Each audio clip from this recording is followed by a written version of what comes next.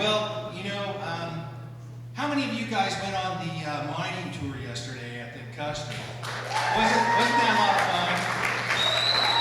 Kind of how America used to be, maybe a little glimpse into 1880.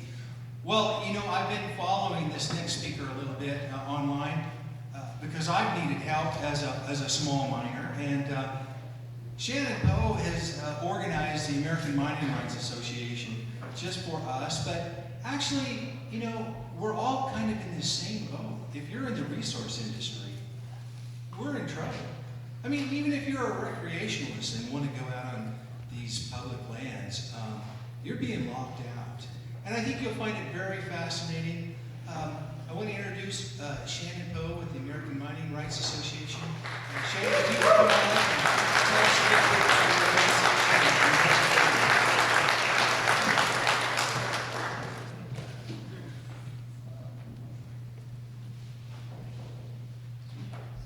So I know you guys really like Janice, but Jerry and I are from California, and we're going to take her back with us.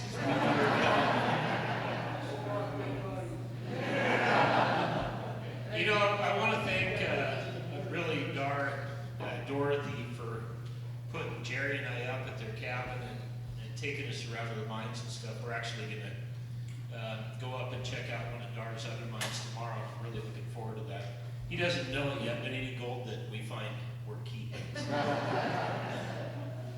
Guys, I've been speaking for, I don't know, probably 7 or 8 years now, and it's gotten to the point where I don't typically write down things to talk about because I mostly speak to the mining community, and I'll be honest, I think we missed, for the first 5 years with AMRA, we deal a lot with public land issues. We really missed the boat, and that was because we were talking to one group of people. So let me ask you guys a couple of questions. How many of you guys have gold mined before gold panned? Okay, probably a third. How many of you rely on gold? That's what I thought. Ooh. Yeah, see, somebody's kind of getting it. How many of you have a cell phone? Oh. Huh. How many of you guys use anything that has to do with a satellite? Huh? You see where how many of you like the space shuttle? So all of those things, how many of you have a computer?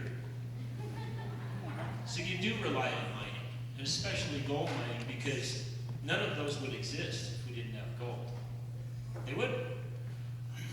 But anyway, so I'm not really here to talk about AMRA. What we do is basically, AMRA was formed because we have kids in here, right? So Shannon got angry at government and created a 501c3 to push back against government. That's basically what happened. So I kind of want to tell you my story.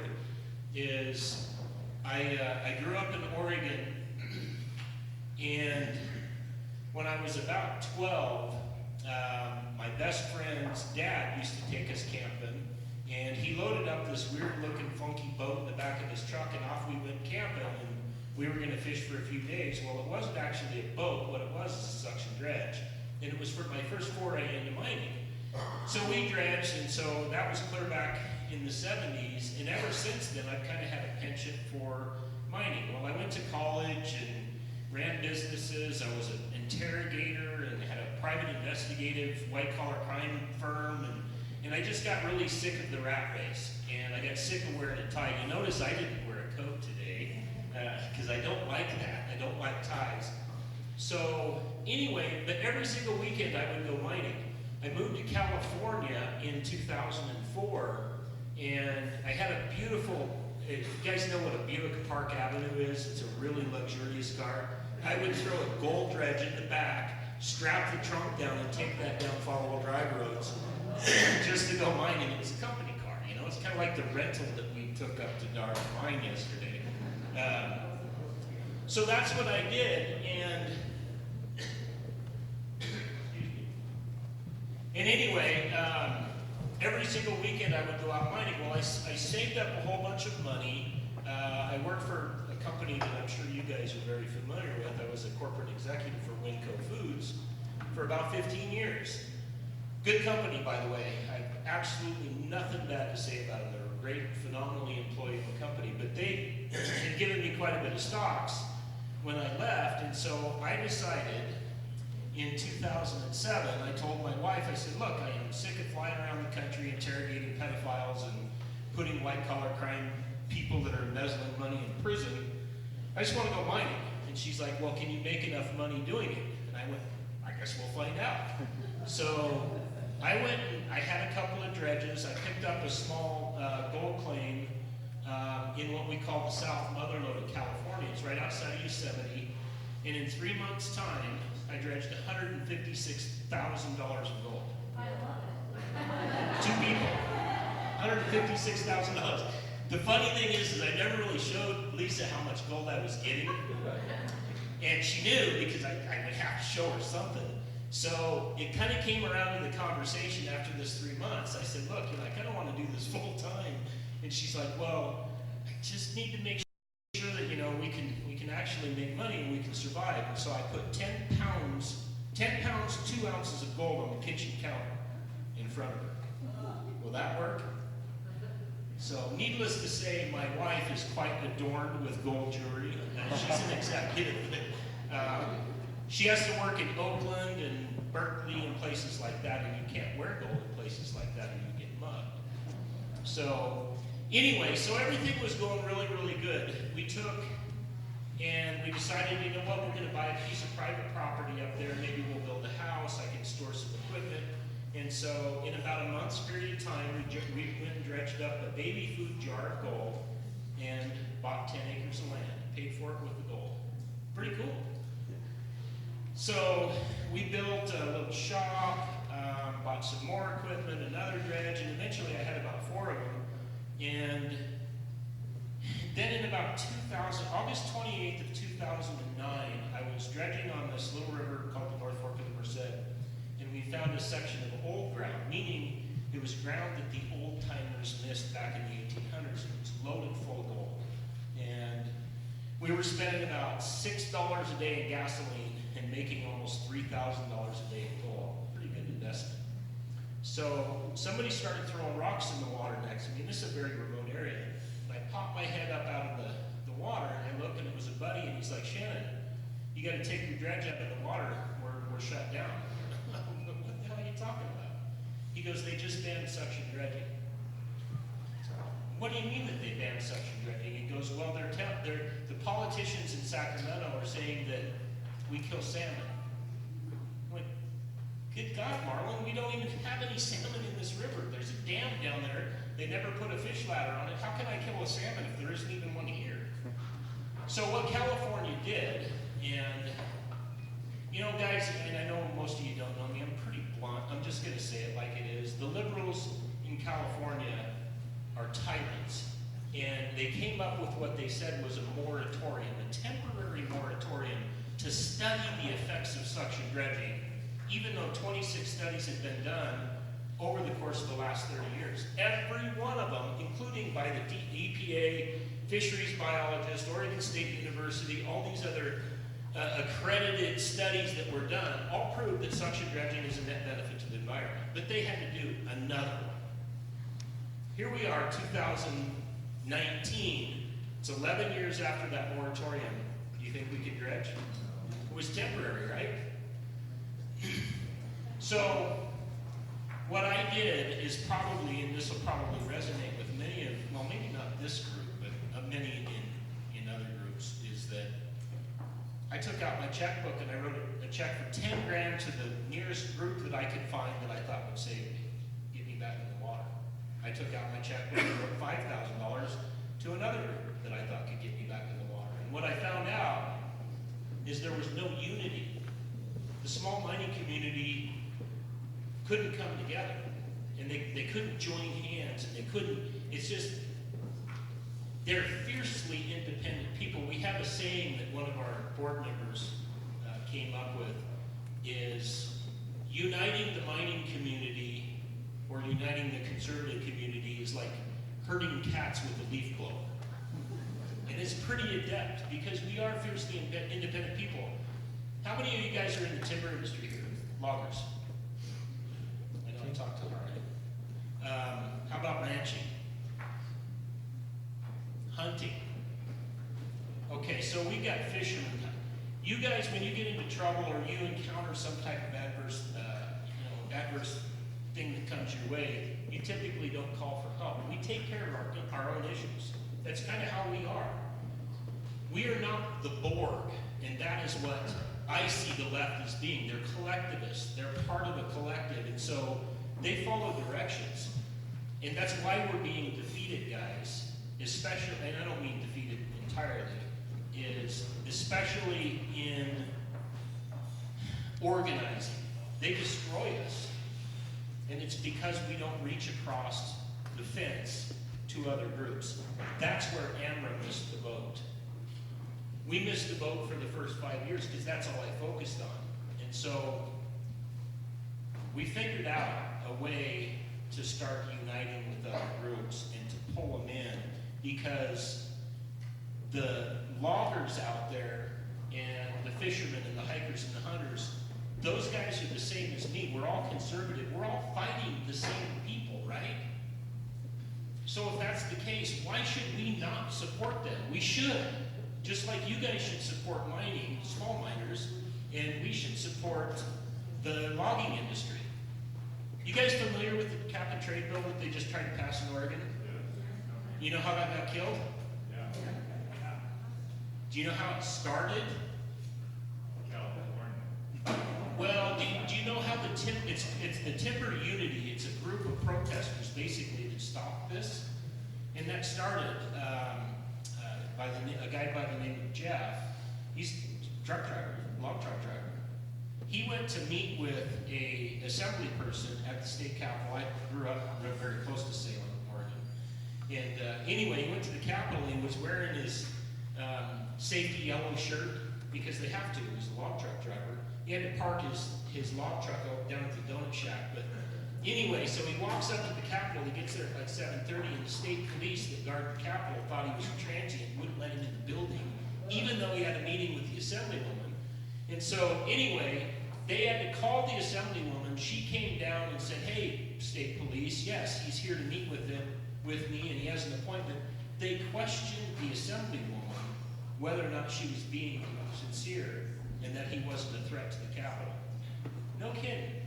So, like me, Jeff got pretty angry. And so it started out 28 people protesting on the Capitol. Then he went to social media on Facebook. That turned into 200 the next time. And you know how many people that they had this last protest that they did with all the log trucks and all that stuff? 5,000. That's uniting. And the thing that's really cool about this is it's just not the loggers. It was the fishermen and the hunters and the hikers and the off-roaders and the small miners that all came together on this. So, back to California. I'm going to show you a little video here in a second of what we're doing in California. And when we have problems, like what we do in California, we can't fight them all on our own. You have to have the support. So with that, let's just play this video and let you see it. What is the definition of liberty? It's contained in the first sentence, the preamble to the United States Constitution. Liberty means freedom to do as one pleases. The quality or state of being free, to be protected against arbitrary or despotic control. Do we have liberty? Growing up, were you like us? We were taught that these were our lands and that the government managed our lands for us. Does that still happen? What's happening to our rural communities, our small towns, the American dream? Do you think politicians care about you? our rural communities, our dreams of starting a business? Do you think that they care about your children and their dreams of school? What about her dreams? We watch as our forests burn. From mismanagement, no logging, an industry gone. We watch as our towns burn, our homes lost, families destroyed. Do you think that they care? They won't even let us build and rebuild because of a fraud. Radical environmental companies determining your family's future. How many times have you gone out in the woods only to find a sign or a gate that you can't go there? That you can't ride your quad or your Jeep or hike or hunt or fish? How many times do you have to see this before you do something? These are supposed to be our lands that they manage for us. Right now in California, gold mining, almost all forms, is illegal. Everything is considered a suction dredge and subject to confiscation and fines. Even your pickup truck driving down to the river can be considered a suction dredge. A generator in the desert can be considered a suction dredge. That's the absurdity of the state. Safe and environmentally friendly forms of small-scale mining are banned in the state of California. This has nothing to do with fish, it never has. It's all about control. It's about control over your Jeep, your ATV, your gun, the access to your favorite hunting grounds, your favorite fishing spot, or hiking to your favorite camping spot. It's always been about control, and it's time that you stand up and you let them know that you're fed up. So we're organizing a march down Highway 49, the entire length, 300 miles, and we're gonna hang a sign that says "Walk for Liberty," because that's what we're doing, is we're walking for your liberty and the liberty of the next generation. Every 3 miles, we're gonna hang one of those signs. We're gonna stop in every rural community and we're gonna talk to businesses and we're gonna ask them a very simple question. How do you feel that overregulation in this state is impacting you and your family, and what message would you like us to take to Sacramento for you? We're gonna live broadcast it on Facebook under Walk for Liberty.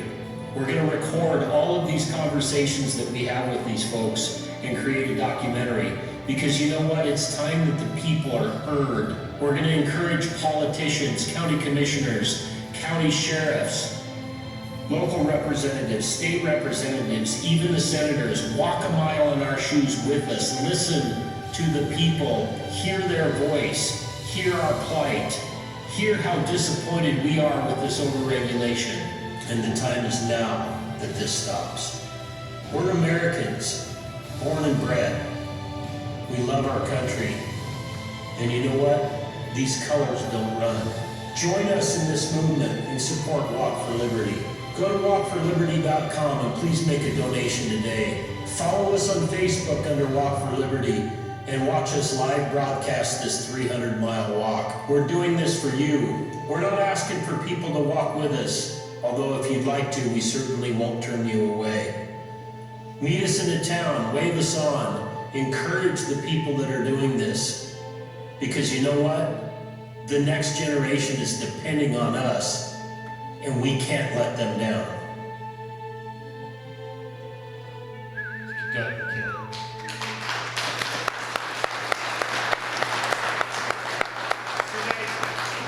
This wasn't intended to be a commercial for this. I wanted to play this video because for this group here, and it was kind of ironic when Dar asked me to speak here, is that we had actually come up with the idea before we even knew about the Liberty Summit. And so it was kind of one of those like-minded guys thinking the same way, as well as the fires and stuff. But I want you to pay special attention to what that message was.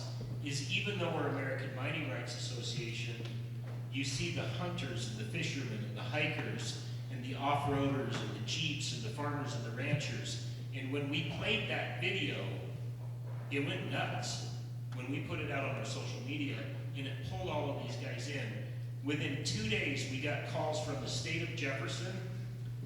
Within a week, we got a call from the founder organizer of Timber Unity in Oregon, and I've invited him to come and speak at the state capitol with me and several others from the ag community, from the water community, from the hound hunting community. We're finally united.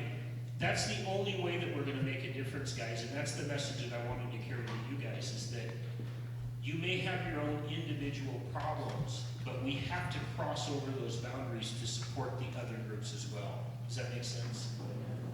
So I know my time is short here, but I wanted to leave you with two very specific things, and they're probably the most powerful tools that I think anybody in this room, in my opinion, has to fight back against a tyrannical government. And one is the coolest thing that I have read in probably the last 5 years, and it happened here in Idaho, and that is the Congressional Review Act. Does anybody know about the Congressional Review Act? A few of you. This is the coolest thing. Happened, actually, was passed under Clinton in 1996. The Congressional Review Act is pretty simple. In the 80s, you had regulatory agencies like BLM, USFS, EPA, all of these guys, unelected bureaucrats, making laws and rules that you had to follow under the penalty at the barrel of a gun, essentially. I mean, that's what they do. If you don't abide by them, they can arrest you, they can haul your butt to jail. So it was getting so bad that the Forest Service was just making up rules and saying, we're going to close this area, or we're going to do this to you. Same thing with the EPA. So Congress came up with this idea called the Congressional Review Act in 1996. And it stated that anytime they adopt any new rule, and I'm not going to go into a whole lot of details, a rule is something that can economically adversely impact an individual. Well, that's what happened here in California. In Idaho, is under the Congressional Review Act, they are required, that agency is required to send notification to Congress in Washington, D.C. for approval or disapproval. If they don't do it, it nullifies the entire thing. Think about that. So let me tell you this case. It's called Tug-Off, and it was just recently litigated here by Pacific Legal Foundation a few months ago. So this is a rancher that had a lease through, where's Jerry? BLM or Forest Service? I can't remember. BLM. Pardon me? BLM. BLM. And then under the greater sage grouse, of course, you guys all probably know about the greater sage grouse, and that's just a bunch of BS in itself. It's no different than the imaginary salmon that we kill that don't exist. That they came out and said, okay, we're going to have to take this lease away from you. So Tug-Off sued the BLM, and he sued them under the Congressional Review Act. Do you guys know what a FOIA request is? Freedom of Information Act. You can fill it out, and any government entity is required to give you. It's your documents, you can get them. So all he did is a simple thing. He sent a FOIA request to the BLM and said, I want to see where you submitted the under the Congressional Review Act permission to do this rule that you did. And they responded, we didn't do it. So they go before the judge, and the judge says to the BLM says, did you guys follow the Congressional Review Act of 1996? And the BLM says, well, no, but nobody's done that since 1996 when it was passed. That didn't go over very well with the judge. So Mr. Tug-Off won, and he got a pretty substantial judgment as well as his attorney fees. So guys, I want you to do a little bit of research on the Congressional Review Act. We wrote a little bit about it on our website and on our Facebook page. But I wanted to, and there's one other thing I wanted to talk about with road closures, but Dar, how much time do I have left? You got up to. Oh, okay. Well, let me just leave this as a success story. We had a couple of retired, highly decorated military war veterans that joined AMRA. We give people access to our mining claims if they make a donation to our nonprofit legal fund. So anyway, you had a guy and his wife. The guy had been shot 7 times in Vietnam, medals up yin yang, and you had another guy that was a Marine sitting in the creek and they were panning. on their own mining claim, real property mining claim, perfectly legal to pan in the state of California.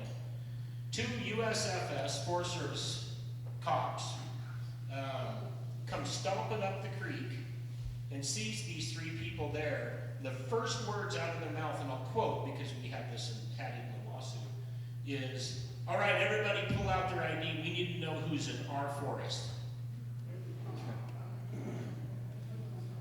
Would that upset you? No, it would upset me. So, anyway, the guy that was sitting in the bottom, the drill instructor from the Marines, he kind of hung out with Jerry and I a lot. He kind of picked up some of my mannerisms that, if you know me, are more like, "I don't think that's going to work so well for you, Mr. Cobb, because you don't have a constitutional right to do that."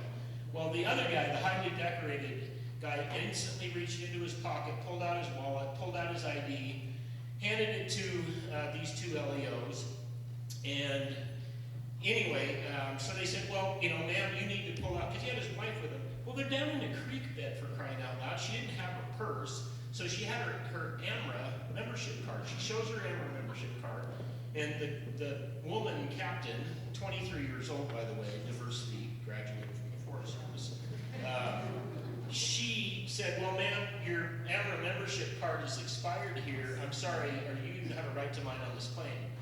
Forest Service has absolutely no jurisdiction, no authority whatsoever to determine who mines on my claim, period. They just have none. So they said, "Well, ma'am, we're going to have to escort you back to your vehicle." She's 67 years old, by the way. "We're going to have to escort you back to your vehicle so you can produce some ID. Keep your hands in plain sight." And they literally walked her back to the car with their hands on their weapons, all the way back to the vehicle. She produced her ID, they come back. Now they focus on Rick, who's sitting in the creek, and said, "Sir, we need you to show ID." And he says, "Look, you have no right under the 4th Amendment. You're violating my constitutional rights, and I want you to call Sheriff Doug Benoise right now." And she says, "Sir, you're going to pull out your ID and give it to me now." And he says, "Look, I'm going to do anything you have absolutely no." And about that time, off come the taser, put it right up against his forehead, and said, "You're going to give me your effing ID." True story. You think that made me mad? We sued them, and we won. But the point is,